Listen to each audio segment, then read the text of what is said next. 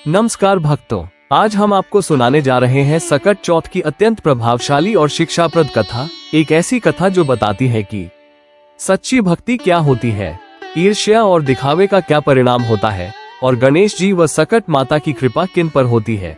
यदि आप भी संतान सुख, दरिद्रता नाश और जीवन में शांति चाहते हैं तो इस कथा को अंत तक अवश्य सुनिए।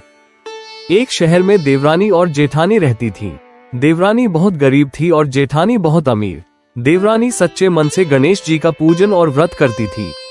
उसका पति जंगल से लकड़ी काटकर बेचता था और देवरानी घर का खर्च चलाने के लिए जेठानी के घर काम करती थी। देवरानी शाम को जेठानी के घर से बचा हुआ खाना लेकर अपने घर जाती थी। माघ महीने में उसने सकट चौथ का व्रत रखा।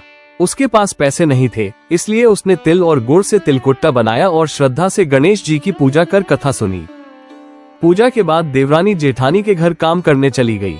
उसने सोचा कि शाम को चंद्रमा को अर्घ्य देकर जेठानी के घर से लाया खाना और तिलकुट्टा खाएगी। लेकिन उस दिन जेठानी का भी व्रत था, इसलिए घर में किसी ने खाना नहीं खाया। देवरानी ने जेठानी से कहा कि थोड़ा खाना दे दो ताकि घर ले जा सकूं। जेठानी ने मना कर दिया और कहा कि आज किसी ने खाना नहीं खाया है, इसलिए तुम्हें कैसे दूं? सुबह बचा हुआ खाना ले जाना। देवरानी उदास होकर घर लौट आए। घर पर पति और बच्चे उम्मीद लगाए बैठे थे कि आज त्योहार है, कुछ अच्छा खाने को मिलेगा। लेकिन जब पता चला कि रोटी भी नहीं है तो बच्चे रोने लगे।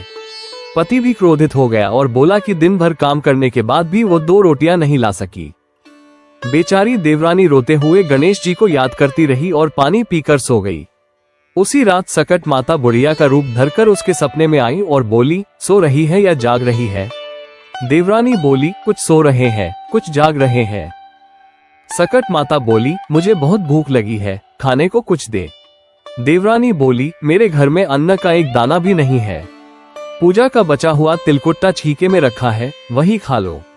सकट माता ने प्रेम से तिलकुट खाया। सुबह जब देवरानी उठी तो चौंक गई। पूरा घर हीरो और मोतियों से जगमगा रहा था। उस दिन देवरानी जेठानी के यहाँ काम करने नहीं गई। जेठानी ने इंतजार किया और फिर बच्चों को देवरानी को बुलाने भेजा।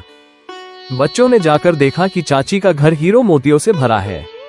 वे दौड़कर माँ को बताने आए। जेठानी खुद देवरानी के पास पहुंची और पूछा कि यह सब कैसे हुआ।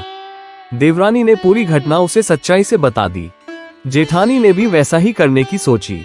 सकट चौथ के दिन उसने भी तिलकुट्टा बनाया। रात को सकट माता उसके सपने में आई और बोली, मुझे भूख लगी है। जेठानी बोली, फल मेवे जो चाहे खा लो, सब रखा है। सकट माता ने पूछा, अब कहाँ निमटूं? जेठानी बोली, इस महल में कहीं भी। फिर पूछा, पहुंचूं कहाँ? जेठानी बोली, जहाँ मन करे। सुबह जब जेठानी उठी तो घर में गंदगी और बदबू के सिवा कुछ नहीं था। उसने सफाई करने की बहुत कोशिश की, लेकिन गंदगी और फैलती गई। पति को पता चला तो वो बहुत नाराज हुआ और बोला, इतना सब होते हुए भी तेरा मन नहीं भरा। परेशान होकर जेठानी ने गणेश जी से क्षमा मांगी। गणेश जी ने कहा, देवरानी से जलन का फल तुझे मिला है, अब अपने धन का आधा उसे दे, तभी यह सब साफ होगा। जेठानी ने आधा धन दे दिया, लेकिन मोहरों की एक हांडी चूल्हे के नीचे छिपा ली। गणेश जी बोले, चूल्हे के नीचे गाड़ी हुई हांडी और ताक में रखी सुई का भी बंटवारा कर। तब जाकर गणेश जी ने अपनी माया समेटी। हे गणेश जी, जैसी कृपा देवरानी पर की वैसी सब पर करना। बोलो गणेश जी महाराज की जय। भक्तों, इस कथा से हमें ये सीख मिलती है कि सच्ची भक्ति में दिखावा नहीं होता, ईर्ष्या विनाश का कारण बनती है। दान और त्याग से ही कृपा मिलती है। हे गणेश जी महाराज, जैसी कृपा आपने देवरानी पर की वैसी कृपा हम सब पर करना। कथा कहने वाले, सुनने वाले और हुनकारा भरने वाले सब पर अपनी कृपा बनाए रखना। किसी को भी जेठानी जैसी सजा कभी न देना। अगर आपको ये सकट चौथ की कथा पसंद आई हो तो कृपया वीडियो को लाइक करें, ताकि हम और भी ऐसी धार्मिक और आध्यात्मिक कहानियां आपके लिए ला सकें। चैनल को सब्सक्राइब करना न भूलें और बेल आइकन दबाएं, ताकि हर नई कथा की सचेत और पुण्यदायक कहानी आप तक तुरंत पहुंच सके। बोलो गणेश जी महाराज की जय।